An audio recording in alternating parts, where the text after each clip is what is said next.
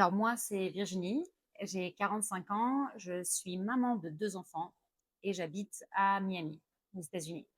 Et je suis la cofondatrice de Notes de copine.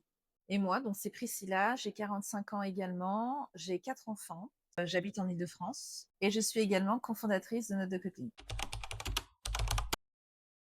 Alors, on s'est connus par des amis en commun quand on avait, je sais plus, 15-16 ans.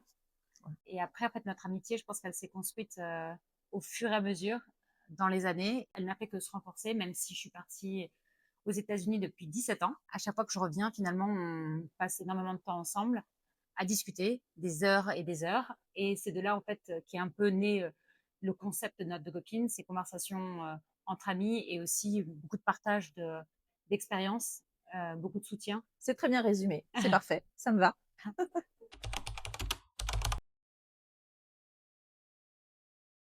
Je dirais que le déclic, c'est vraiment cette envie d'aider les femmes autour de nous.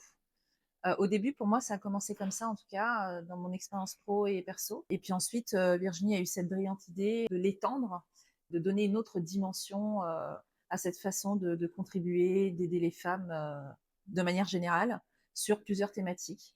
Et c'est comme ça qu'elle a eu cette idée de projet.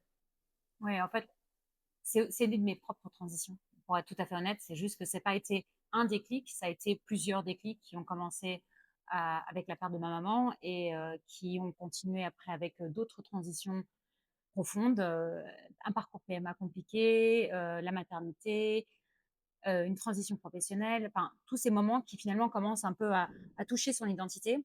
Et je me suis dit, mais au moment où je passais par mes propres changements, je me suis dit, il y a une meilleure façon de vivre ça. Et je ne savais pas vers qui me tourner, je ne savais pas quel type d'aide j'aurais besoin, parce que je voulais quelque chose de très pragmatique, mais en même temps humain, qui puisse comprendre ce que je vivais. Et finalement, l'idée est née de là, et j'ai été très inspirée toujours par ce que faisait Priscilla, et dans sa vie personnelle et dans sa vie professionnelle, cet accompagnement, mais aussi sa résilience à traverser ses épreuves de vie. Et du coup, de là, en fait, je me suis dit, est-ce qu'il y a quelque chose à faire pour qu'on aide plus de femmes dans la même situation? Je pense que l'idée, c'est vraiment de dire aux femmes qui passent par ces moments-là qu'elles ne sont pas seules et qu'elles n'ont pas à se forcer à aller bien de l'extérieur. Je pense que l'idée, c'est de se dire qu'il y a un endroit pour elles pour déposer ça, pour le vivre avec plus de clarté, plus de confiance et être capable d'avancer quoi que ce soit que la vie en fait mette sur notre chemin. Parce que les transitions, finalement, c'est pas des parenthèses à subir. Ce sont des passages et c'est des passages qui peuvent, être vécus avec plus de clarté, avec du soutien et de la confiance et on peut aussi en ressortir plus aligné et plus confiante de ce dont on est capable et c'est le message que j'aimerais aujourd'hui que les femmes retiennent. Elles n'ont pas à le vivre seules. Et c'est surtout aussi de leur expliquer que dans le cadre d'une transition, il y a forcément un impact. Et c'est tout à fait normal d'avoir un impact dans sa vie. En fait, il faut oser demander de l'aide quand on en a besoin. D'accord. C'est justement parce qu'on a besoin de soutien. Et donc, je pense qu'on a créé cet espace aussi pour ça. Mais c'était aussi de leur dire, essayer de s'informer, d'avoir une autre vision, d'avoir vraiment un accompagnement un peu différent que ce qu'on pourrait avoir dans son propre environnement. Ça peut être un vrai coup de pouce.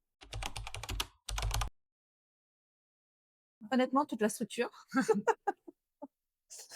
Virginie, ce sera vraiment plutôt la partie stratégie, toute la structure, les contenus, les systèmes, vraiment le développement finalement de la marque en coulisses. Alors moi, enfin, j'ai envie de dire que finalement Priscilla m'apporte énormément de sérénité, c'est-à-dire qu'elle a cette capacité à finalement ne pas laisser les émotions prendre le dessus sur la situation et finalement de les voir pour ce que c'est, de les laisser à leur place, de les laisser passer et d'avancer. Donc en fait, il y a vraiment cette force tranquille qu'elle apporte énormément et puis aussi cette expérience vraiment dans l'accompagnement, cette expérience de vie incroyable qui me nourrit et que j'essaie de décoder sans cesse, mais qui est extrêmement intéressante.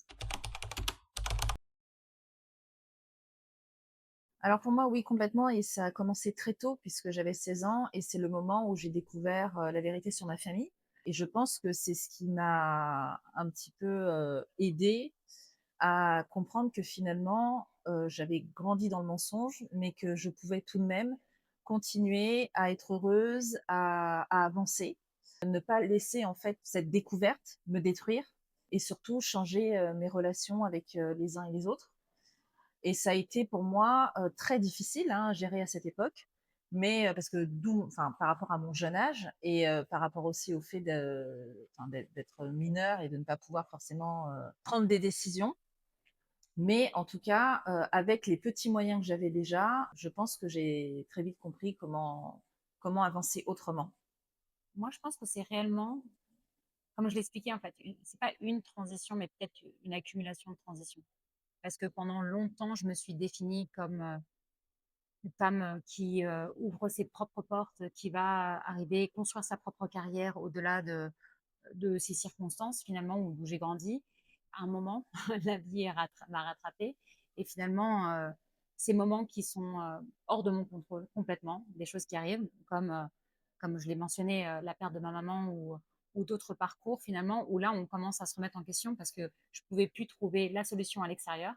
Là, j'avais besoin de faire un travail à l'intérieur et je pense que ça a été un changement décisif qui a fondamentalement changé mes priorités, ma confiance en moi et la direction que je voulais donner à ma vie. Et je pense que c'est ça qui a été un des fondements de notre 2 copines.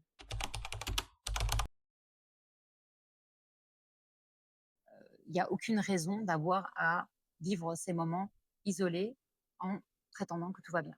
Dans ces choses-là qui sont liées en fait à la vie personnelle, tu vois, je pense que les gens se disent: «Oui, tu vas prendre un coach pour un truc, pro, Mmh. tu vas prendre un médecin parce que tu as quelque chose, de médical que tu peux, identifier, tu vas prendre un avocat, mais en revanche, quand tu passes par des choses qui sont très difficiles et qui te touchent profondément, là, en fait, il faut vraiment que tu sois en grosse crise ou au fond du trou, que tu sois en dépression pour aller voir quelqu'un. Mmh. Tu as pas besoin d'attendre que ce soit, la catastrophe quand tu sens qu'il y a un décalage, quand tu sens que tu es un peu bloqué et il y a des gens qui sont déjà passés par là, qui peuvent te montrer le chemin, qui sont déjà passés par des hauts et des bas. De leur dire tout simplement qu'elles le sont passées.